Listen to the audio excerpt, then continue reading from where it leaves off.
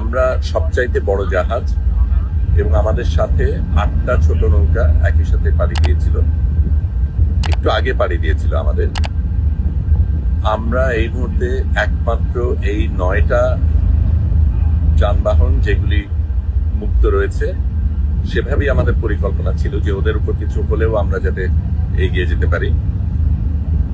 আমরা আজকে ফিলিস্তিনি টাইম জোনে এসেছি, এখনো দূরত্ব রয়েছে, তবে আজকে আমরা এই 8টা ছোট নৌকাকে পার হয়ে যাব এবং তারপর থেকে আমাদের এই জাহাজটাই সবচেয়ে আগে থাকবে।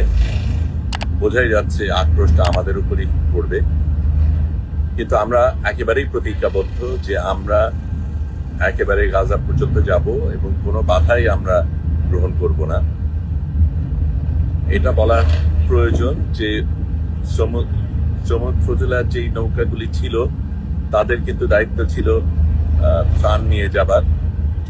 আমরা কিন্তু ত্রাণের জন্য যাচ্ছি না, ত্রাণ দেওয়ার জন্য যাচ্ছি না। আমরা একটা অবৈধ সিজকে ভাঙবো সেই উদ্দেশ্য নিয়ে যাচ্ছি এবং এখানে এই নৌকাতে অনেক সাংবাদিক রয়েছে। তো আমরা ত্রাণ দেবার অজুহাতে যাচ্ছি তা না, আমরা লড়াই করতে যাচ্ছি, আমরা বৈধতা ধ্বংস করতে যাচ্ছি।